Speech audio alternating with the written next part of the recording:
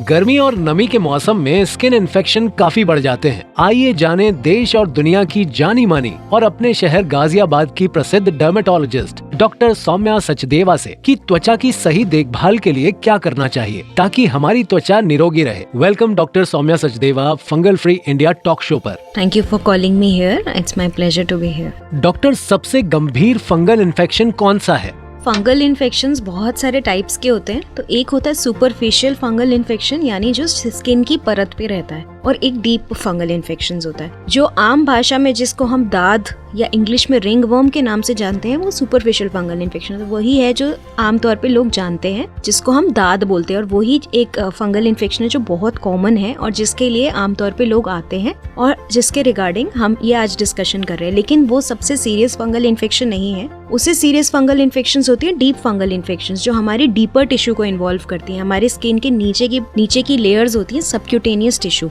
तो उसको इन्वॉल्व करती हैं, उसको सबक्यूटेनियस माइकोसिस कहते हैं। फिर एक डीप फंगल इन्फेक्शंस होती हैं जो हमारे अंदर की शरीर को भी इन्वॉल्व कर सकते हैं in addition to the skin. तो जो सबक्यूटेनियस माइकोसिस होती है वो ज्यादा सीरियस होती है, और वो कैसे प्रेजेंट करती है? कोई भी एक अल्सर जो हील नहीं हो रहा, जिसमें से मवाद बहुत लंबे समय तक निकल रहा है, वो एक सीरियस फंगल इन्फेक्शन हो सकती है। तो उसको खुद से पट्टी ना करके आपको डॉक्टर को दिखाना चाहिए, जो आम जनता के लिए जानना जरूरी है। और जो सिस्टमिक फंगल इन्फेक्शंस होती है ना, वो बेसिकली हॉस्पिटलाइज्ड पेशेंट्स में होती हैं, उन पेशेंट्स में होती हैं जो बीमार होते हैं, जिनको कीमो चल रही हैं, जो इम्यूनो सप्रेस्ड है। पर जो आम जनता के लिए जो इम्पोर्टेंट है जानना, वो सुपरफिशियल फंगल इन्फेक्शंस होती हैं, जिसको हम दाद कहते हैं, और एक सबक्यूटेनियस माइकोसिस होती हैं, जो एक नॉन हीलिंग अल्सर के फॉर्म में present. Doctor, anti fungal medications कितने टाइम तक लेना चाहिए?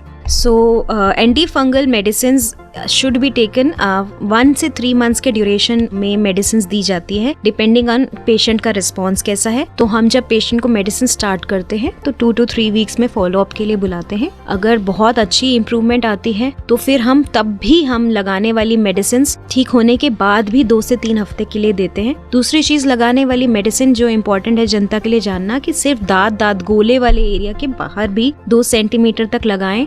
जिनको जांग में दाद है उनको खुले कपड़े पहनने, खुली पैंट्स बॉक्सर्स पहनिए। जीन्स और टाइट कपड़े पहनने से कभी दाद आपका ठीक नहीं होगा। स्वेटिंग से, फ्रिक्शन से, मॉइस्चर से ये बढ़ता है। और अगर आपको पैर में है फंगल इन्फेक्शन तो आपको ड्राई रखना है उस एरिया को, और शूज अगर हो सके तो अवॉइड करें। सैंडल्स पहने, शूज पहनने हैं तो उसमें एंटी फंगल पाउडर्स का स्प्रे करें। Doctor, oral anti fungal drugs pregnancy के दौरान लेना सही है? तो oral anti fungal drugs pregnancy में अवॉइड किए जाते हैं। फर्स्ट ट्राइमेस्टर में तो कोई भी दवाई सेफ नहीं होती, लगाने की ही मेडिसिन दी जाती हैं।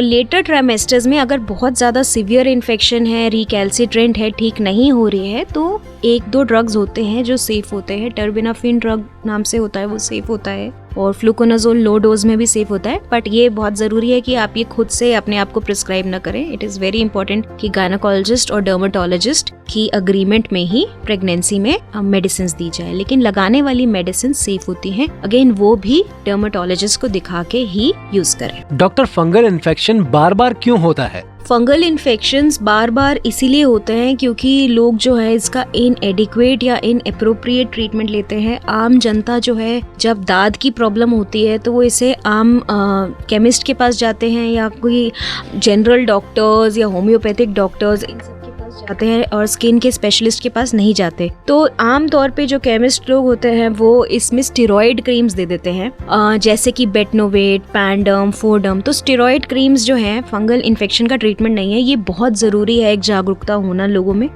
खुद भी लोग ऐसा करते हैं कि खुद से डॉक्टर हम ये वाली क्रीम लगा रहे हैं स्टेरॉइड की। तो स्टेरॉइड क्रीम्स जो है उस फंगल इन्फेक्शन को टेम्पररी बिठा देती है, और फिर वो और ज्यादा उभर के वापस आती है। तो उस वजह से वो बार बार होती है। तो एक तो ये है कि इनएप्रोप्रिएट ट्रीटमेंट, सही ट्रीटमेंट ना होना। दूसरा है कि इनएडिक्वेट ट्रीटमेंट होना। कई बार लोग डॉक्टर के पास जाते हैं, स्किन स्पेशलिस्ट के पास जाते हैं, ट्रीटमेंट लेते हैं। आमतौर पे जब मेरे पास पेशेंट्स आते हैं तो हम उन्हें ट्रीटमेंट देते हैं, तो मैं हमेशा उन्हें समझा के भेजती हूँ कि ये ट्रीटमेंट आपका 1 to 3 months रह सकता है, क्योंकि हम उनको 2 to 3 वीक्स में फॉलो अप के लिए बुलाते हैं। क्या होता है कि 2-2.5 हफ्ते में पेशेंट को काफी आराम पहुंच जाता है और वो दवाई छोड़ देते हैं, तो इनएडिक्वेटली ट्रीटेड होता है। तो उसके बाद क्या होता है, रिलैप्स के चांसेस फिर होते हैं, क्योंकि जैसा कि आप लोग भी जानते हैं फंगस एक लिविंग ऑर्गेनिज्म है, तो वो भी डिवाइड करता है, उसके छोटे फॉर्म्स होते हैं जिनको हाइफे और स्पोर्स बोलते हैं। तो देखने में तो कई बार ऐसा लगता है कि वो ठीक हो गई है, बट एक्चुअली उसका फुल ट्रीटमेंट नहीं हुआ है। तो इन 2 वजहों से बार बार फंगल इन्फेक्शन होती है।